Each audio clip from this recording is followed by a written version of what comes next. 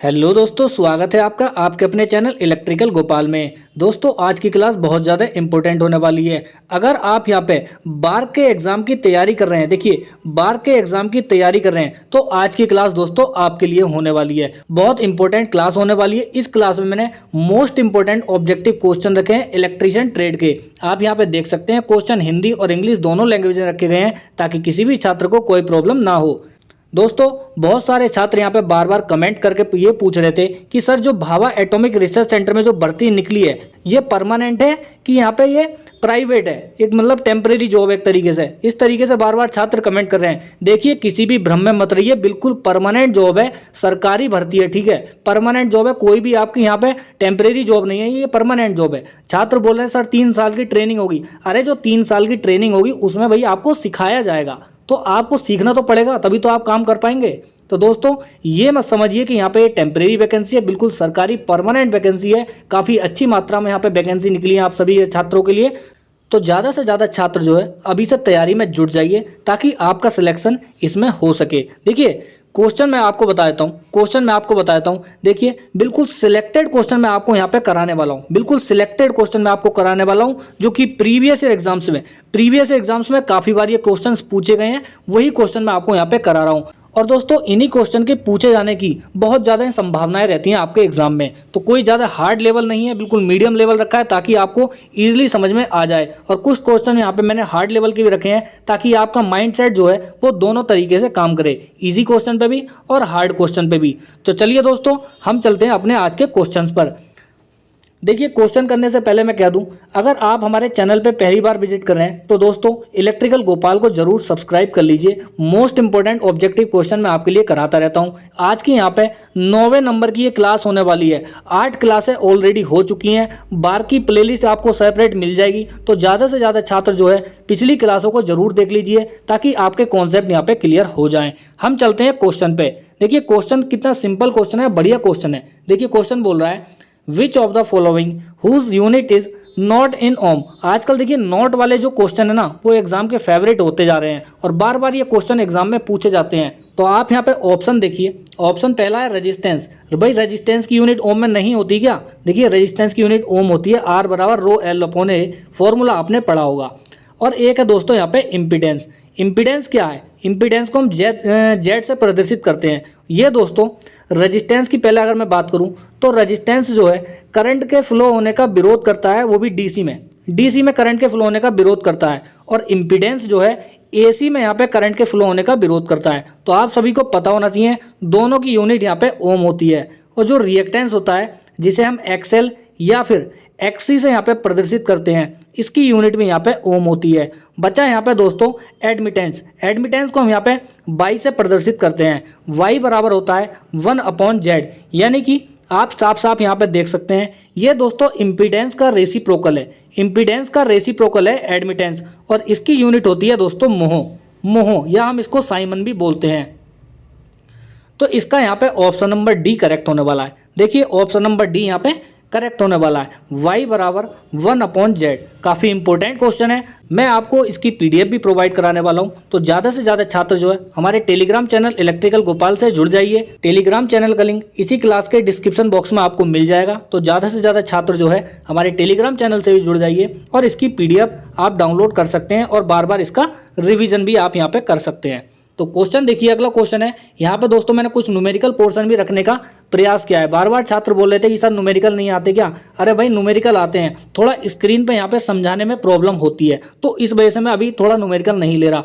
जैसे ही थोड़ा सेटअप अच्छा होगा मैं आपको न्यूमेरिकल भी यहाँ पे कराने वाला हूँ। तो देखिए, आज का क्वेश्चन ये वाला क्वेश्चन नंबर 2 है। इफ ई बराबर 141.4 sine 60 pi t then find the value of frequency. Question कितना सिंपल है। देखिए, E बराबर 141.4 साइन 60 पाई टी। तो आपको यहाँ पे बताना है फ्रिक्वेंसी। फ्रिक्वेंसी क्या होता है? फ्रिक्वेंसी होता है 1 अपॉन टी। एफ बराबर 1 अपॉन टी। और यहाँ पे आप देख सकते हैं ओमेगा बराबर होता है 2 पाई एफ। ओमेगा बराबर होता है 2 पाई एफ। ठीक है, तो यहाँ पहले इसको तो आप यहाँ पे छोड़ दीजिए, इसको तो आप छोड़ दीजिए। जो मैं आपको बता रहा हूँ उस पर देखिए। देखिए, ओमेगा क्या है यहाँ पे? Angular velocity. ओमेगा है यहाँ पे एंगुलर वेलोसिटी और ओमेगा की यहाँ पे वैल्यू होती है 2 पाई एफ। अब यहाँ पे दोस्तों ओमेगा की वैल्यू रख दीजिए। देखिए आप यहाँ पे देख सकते हैं साइन 60 पाई टी जो है ये यहाँ पे ओमेगा की वैल्यू है, तो आप इसकी वैल्यू आप यहाँ पर पुट कर दीजिए। यहाँ पे देखिए 60 pi equal to 2 pi f. तो हमें यहाँ पे फ्रिक्वेंसी कैलकुलेट करनी है, तो आप देखिए फ्रिक्वेंसी कैसे कैलकुलेट करेंगे। एफ बराबर हो जाएगा 60 पाई अपॉन में 2 पाई, 60 पाई अपॉन में 2 पाई हो जाएगा। तो पाई से पाई कैंसिल, तो 60/2 बचा। 60 जब 2 बचा तो आप यहाँ से कैंसिल आउट कर दीजिए। आपका आंसर जो आएगा वो 30 हर्ट्ज आ जाएगा। फ्रिक्वेंसी पूछिए तो 30 हर्ट्ज आपका आ जाएगा। ऑप्शन नंबर सी आपको यहाँ पे मैच करने वाला है। काफ़ी इंपॉर्टेंट क्वेश्चन है। इस तरीके से आपको अगर फॉर्मूला पता होगा तो दोस्तों आप कोई भी न्यूमेरिकल ईजिली कर सकते हैं। हम चलते हैं अगले क्वेश्चन पे। देखिए क्वेश्चन नंबर 3 है, काफ़ी इंपॉर्टेंट है। A coil store 25 joule energy at 10 ampere current, it's inductance. दोस्तों क्वेश्चन बोल रहा है एक कोयल है, एक कुंडली है, ये यहाँ पे 25 जूल, देखिए 25 जूल एनर्जी को स्टोर करता है, ठीक है, और 10 एम्पियर की करंट पर तो आपको इंडक्टेंस जो एल है इसकी वैल्यू बतानी है। तो आपने दोस्तों इंडक्टर में एक फॉर्मूला पढ़ा होगा एनर्जी स्टोर का। ये क्या होता है, U बराबर 1/2 LI स्क्वायर, ये इसका फॉर्मूला होता है एनर्जी स्टोर का। तो अब आपको यहाँ पे इंडक्टेंस जो L है इसकी वैल्यू आपसे यहाँ पे पूछी गई है, तो आप इसकी वैल्यू कैलकुलेट कर सकते हैं। कैसे कैलकुलेट करेंगे ये देखिए, कैसे कैलकुलेट करेंगे। U बराबर 1/2 और LI स्क्वायर है, तो L बराबर क्या होगा, L बराबर होगा U × 2 अपॉन में I स्क्वायर, ये हो जाएगा भाई।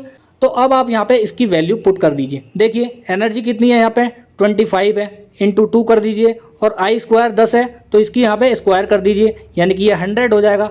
अब आप इसका यहाँ पे डिवाइड कर दीजिए, कैलकुलेट कर लीजिए आप, ठीक है। 25 चौका 100 और 2 दूनी 4, यानी कि 1/2 आया, और ऑप्शन देखेंगे तो 0.5 हो जाएगा। 1/2 की वैल्यू 0.5, तो L बराबर 0.5 हेनरी इसकी यहाँ पे यूनिट हो जाएगी। तो ऑप्शन नंबर बी यहाँ पे मैच करने वाला है। काफ़ी इंपॉर्टेंट क्वेश्चन है।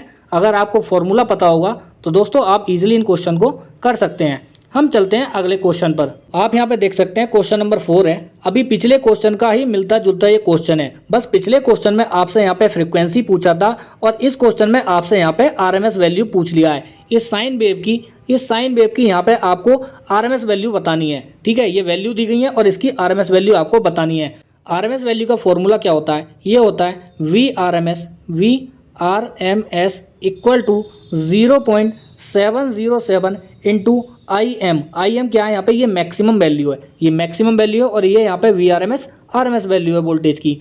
तो अब आप यहाँ पे कैलकुलेट कर सकते हैं। आरएमएस वैल्यू बराबर 0.707 और मैक्सिमम वैल्यू क्या है, मैक्सिमम वैल्यू ये है दोस्तों 141.4। अब आप इसकी मल्टीप्लाई करेंगे तो आरएमएस वैल्यू जो निकल के आएगी वो 100 वोल्ट आपकी निकल के आएगी। जब आप इसको कैलकुलेट करेंगे तो 100 वोल्ट आपकी वैल्यू निकल के आएगी। तो ऑप्शन नंबर ए आपका यहाँ पे मैच कर जाएगा। तो काफ़ी इंपॉर्टेंट क्वेश्चन है, बस आपको फॉर्मूला याद रखना है, बाकी कुछ नहीं। क्वेश्चन नंबर 5 आप यहाँ पे देखिए।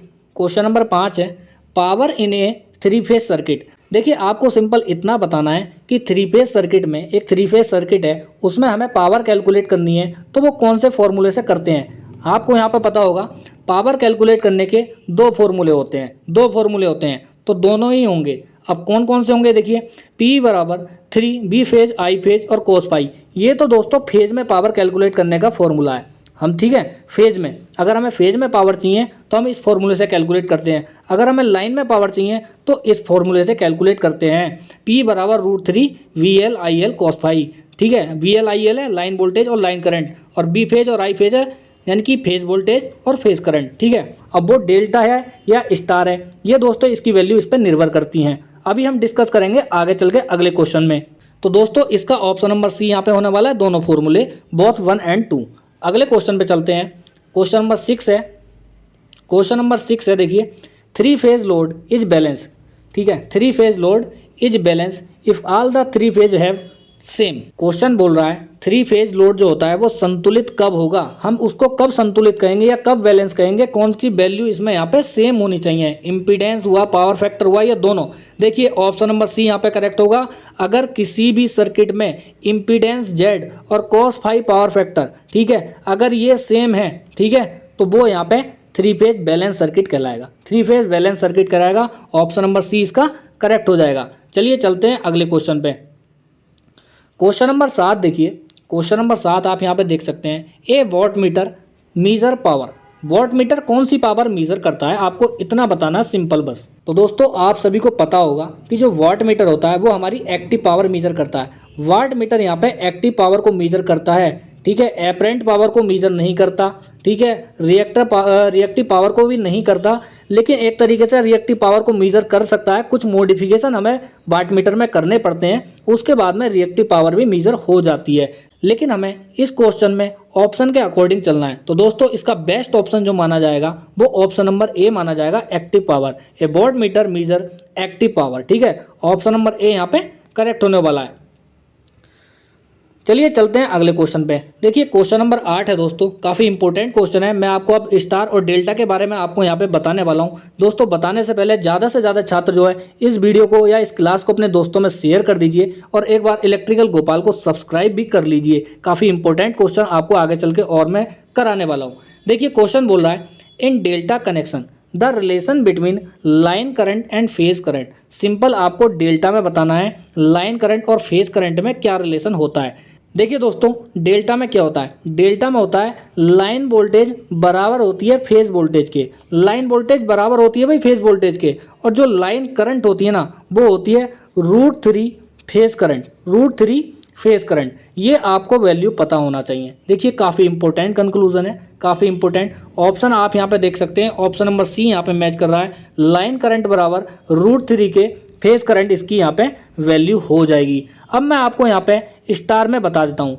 देखिए स्टार में क्या होता है, अगर हम स्टार की बात करें तो स्टार में लाइन करंट बराबर होती है फेज करंट के, और डेल्टा में क्या था, डेल्टा में लाइन वोल्टेज बराबर थी फेज वोल्टेज के। तो अब आप यहाँ पे देखिए, जो लाइन वोल्टेज होगी वो होगी √3 के फेज वोल्टेज। दोस्तों ये पॉइंट कहीं ना कहीं नोट डाउन कर लीजिए। डायरेक्ट इन पे फॉर्मूले पे क्वेश्चन पूछता है और न्यूमेरिकल पूछेगा सिंपल। अगर आपको फॉर्मूला पता होगा तो आसानी से आप इन क्वेश्चन को कर देंगे। तो चलिए चलते हैं अगले क्वेश्चन पे। क्वेश्चन नंबर 9 है, what is the unit for measuring the amplitude of A sound. यानी कि ध्वनि के आयाम को मापने की इकाई क्या है। जो साउंड होता है उसकी इकाई क्या है, जब हम जो मापते हैं उसको, ठीक है, किस में मापते हैं, वो नापते हैं दोस्तों डेसिबल में। देखिए ऑप्शन नंबर ए यहाँ पे करेक्ट होगा, डेसिबल। हमारे जो साउंड होता है दोस्तों, जो साउंड होता है ना, ठीक है, उसकी यूनिट क्या होती है, इसकी यूनिट होती है डेसिबल, ठीक है, डेसिबल इसकी यूनिट होती है। जैसे बोलते हैं ना हमारे कानों की सुनने की क्षमता है इतने डेसिबल है, इस तरीके से इसकी यूनिट होगी डेसिबल। तो आप सभी छात्रों को पता होना चाहिए। चलिए चलते हैं अगले क्वेश्चन पे। क्वेश्चन नंबर 10 देखिए, सिंपल क्वेश्चन है, काफ़ी इंपॉर्टेंट है। अगर आपको पता होगा तो बहुत अच्छी बात है। Joule is the unit of, joule किसकी इकाई है, आपको सिंपल इतना बताना है। टेम्परेचर की, प्रेशर की, एनर्जी की, हीट की। भाई सभी छात्रों को यहाँ पे ये क्वेश्चन तो आना ही चाहिए। देखिए जूल जो है वो एनर्जी की यूनिट है, एनर्जी की यूनिट है जूल। और दोस्तों एनर्जी की यूनिट अर्ग भी होती है, ERG अर्ग, ठीक है। तो आप सभी छात्रों को ये पॉइंट पता होना चाहिए। चलिए चलते हैं अगले क्वेश्चन पे। अब देखिए मैंने अभी आपको बताया कि एनर्जी की यूनिट यहाँ पे अर्ग भी होती है। तो क्वेश्चन नंबर 11 बोल रहा है, हाउ मैनी अर्ग देयर इन 1 जूल। यानी कि एक जूल में दोस्तों कितने अर्ग होते हैं, एक जूल में कितने अर्ग होते हैं आपको ये बताना है। ये होते हैं 10⁻7 अर्ग, ठीक है, 10⁻7 अर्ग। क्वेश्चन बहुत ज़्यादा इंपॉर्टेंट है, आपको पता होना चाहिए। ये देखिए ऑप्शन नंबर डी यहाँ पे मैच कर रहा है। एक जूल में 10⁻7 अर्ग होते हैं, और अर्ग जो है एक एनर्जी की यूनिट है, और जूल भी यहाँ पे एनर्जी की यूनिट है। तो कुछ भी यहाँ पे डायरेक्ट पूछ सकता है आपसे, तो आप सभी छात्रों को ये पॉइंट पता होना चाहिए। चलिए चलते हैं अगले क्वेश्चन पे। तो दोस्तों क्वेश्चन नंबर 12 है, lumen is the unit of, lumen किसकी इकाई है, ल्यूमन किसकी इकाई है। ये क्वेश्चन दोस्तों इल्यूमिनेशन चैप्टर से है, utilisation of electrical energy subject के इल्यूमिनेशन चैप्टर से ये क्वेश्चन यहाँ पे लिया गया है। काफ़ी इंपॉर्टेंट क्वेश्चन है। अगली जो क्लास होगी उस क्लास में हम यहाँ पे जितने टाइप के लैंप होते हैं ना, सभी टाइप के लैंप से हम यहाँ पे ऑब्जेक्टिव क्वेश्चन रखेंगे कि कितना उसका पावर फैक्टर है, चाहे इनकैंडेसेंट लैंप है, चाहे फ्लोरोसेंट लैंप है, चाहे सोडियम वेपर लैंप है, सभी लैंप के बारे में हम डिटेल में जानेंगे। तो दोस्तों आज के लिए यहाँ पे यही क्वेश्चन यहाँ पे रखे थे। तो आप सभी छात्र इस क्वेश्चन को बताइए। देखिए क्वेश्चन नंबर 12 जो है इसका यहाँ पे लुमिनस फ्लक्स हो जाएगा। Lumen is the unit of, lumen किसकी यूनिट है भाई, लुमिनस फ्लक्स। लुमिनस फ्लक्स की जो यूनिट होती है वो ल्यूमन होती है, वो ल्यूमन होती है। तो ऑप्शन नंबर सी यहाँ पे करेक्ट होगा। तो दोस्तों आज की क्लास में मैंने 12 क्वेश्चन रखे हैं, काफ़ी इंपॉर्टेंट क्वेश्चन है। अगर आप इसकी पीडीएफ डाउनलोड करना चाहते हैं तो हमारे टेलीग्राम चैनल इलेक्ट्रिकल गोपाल से ज्वाइन हो जाइए और दोस्तों इसकी पीडीएफ डाउनलोड कर सकते हैं, इन क्वेश्चन को नोट डाउन कर सकते हैं, बार बार रिवाइज कर सकते हैं। एग्जाम आपका नज़दीक है, बार्क से दोस्तों अगर कोई भी इंपॉर्टेंट इन्फॉर्मेशन निकल के आती है तो सबसे पहले मैं आपको वो प्रोवाइड करा दूंगा। तो ज़्यादा से ज़्यादा छात्र इलेक्ट्रिकल गोपाल को सब्सक्राइब कर लीजिए। तो मिलते हैं साथियों नेक्स्ट क्लास में, तब तक के लिए जय हिंद।